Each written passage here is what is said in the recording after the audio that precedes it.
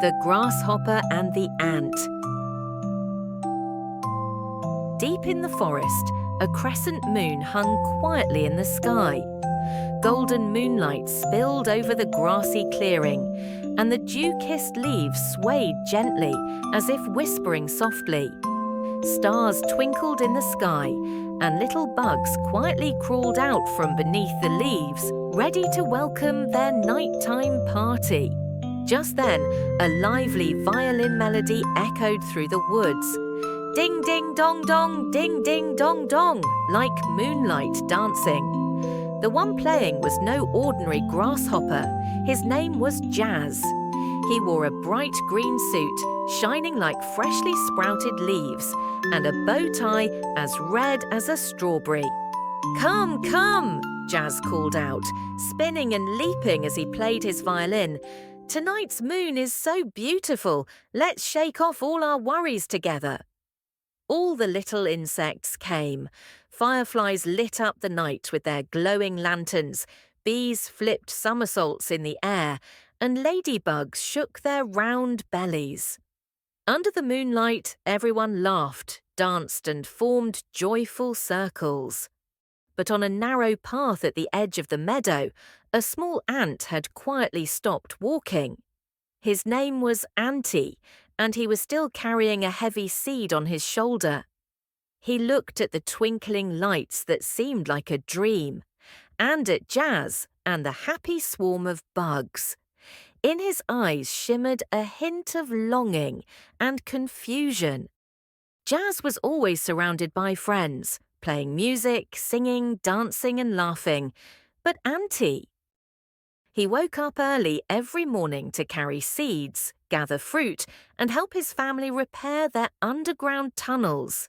His mother always said, "Winter comes quickly. We must prepare early." Even though Antie worked hard without complaint, deep down, he couldn't help but think, if only I could play like Jazz for just one day, how wonderful that would be. One day, Jazz came by again. "There's a forest ball tonight. The moon will shine, the flowers will smell sweet, and the firefly lights will sparkle. You simply must come." Antie thought, and finally nodded. "If I work extra hard today, maybe it's okay to go out just this once." That night, the whole forest transformed. The tall trees were wrapped in silver vines, and glowing mushrooms lit the flower beds. Sweet fragrances filled the air. Butterflies fluttered like fairies, sparkling as they danced. Jazz stood at the base of a tree, playing his violin, fast notes, then soft ones. The music flowed like water into everyone's heart. All the little insects formed a circle and danced with joy. Antie stood at the edge of the crowd, nervous and unsure. He didn't know how to dance. He still wore his muddy work clothes. The bugs around him were singing, spinning, laughing. He felt like a little stone, unable to join the rhythm of joy. No one noticed when he quietly turned and left. Moonlight stretched his shadow long behind him. He sat outside the storage room at home, still holding the nut he hadn't finished carrying. He stared at the glow of the party in the distance and whispered, "I guess I belong here." Days passed one by one. Autumn winds blew through the meadow. Leaves turned yellow. Some bugs began their migration. Some hid deep in trees, preparing for winter. Jazz still held parties, but fewer and fewer came. One evening, after he played a beautiful nocturne, he noticed there was no applause. The fireflies had hidden. The butterflies had long returned to their cozy cocoons. Jazz stood in the wind and suddenly felt cold. Why is everything so empty now?" he murmured. Finally, the first snow fell. Winter had come. The sky turned grey. Wind whistled through bare branches like a sharp tune. Snow covered the entire forest in silence. Paths disappeared. Grass hid beneath the frost. The once glorious grasshopper, Jazz, now walked alone through the snow. The same suit everyone once admired was now torn and soaked. He wrapped himself in leaves and tied them with grass, but the cold still stabbed him like needles. His legs were weak with hunger. He couldn't carry his violin anymore. He had left it behind beneath the collapsed dance tent, now buried in snow. Maybe I can find my friends. Maybe they'll help me. He dragged his feet door to door. The ladybugs who used to dance were gone. The chorus of honeybees had flown to warmer lands. Even the fireflies had vanished. Only the howling wind remained. The more he searched, the colder he became. Just when he was about to give up, he spotted a trembling little bug under a dry blade of grass, shaking the snow off his wings. It was Jumpy, a skilled dancer and a regular at his parties. "Jumpy, thank goodness you're still here." Jazz staggered over, eyes full of hope. Jumpy looked at him in surprise. "Jazz, you're still here too?" Jazz asked through chattering teeth. "Do you know where everyone went? Do you have a warm place to stay? I'm really cold and hungry."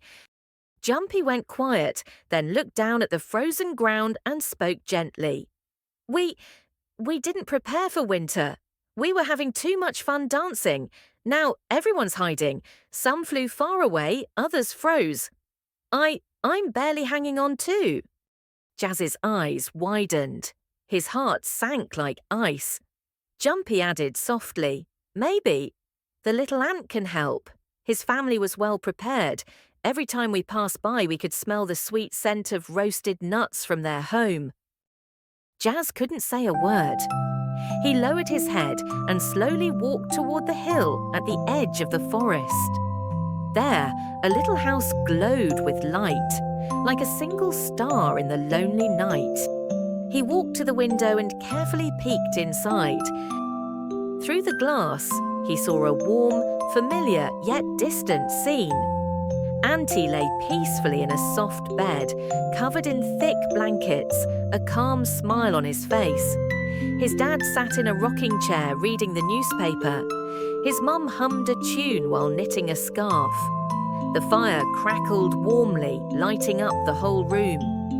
Jazz stared through the window, eyes welling up. His throat tightened. This is what a real winter home looks like.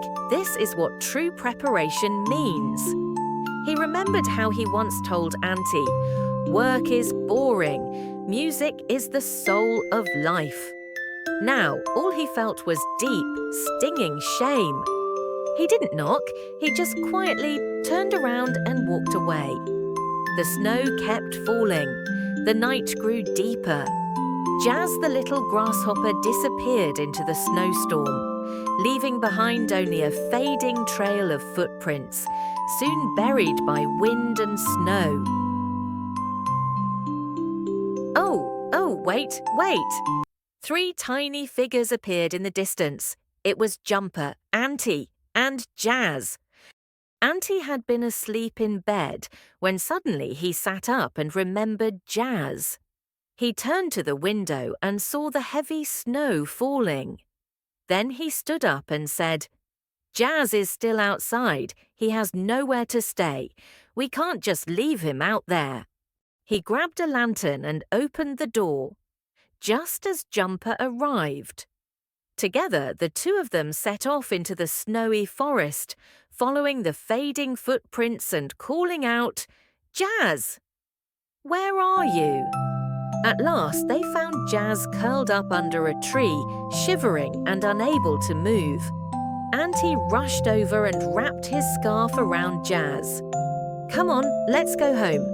Back at the cozy little house, the fire crackled softly. Jumper, Jazz and Antie sat together by the fireplace, sipping warm cocoa. Their cheeks were rosy and their hearts full of warmth. No one said very much. They didn't need to. Jazz looked at his two friends, tears shining in his eyes, and whispered, "Thank you for not giving up on me." Outside, the snow was still falling. but inside there was laughter, warmth, and the hope of spring.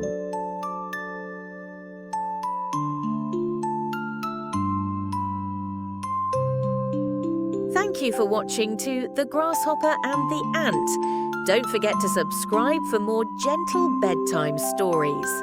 Good night, little ones.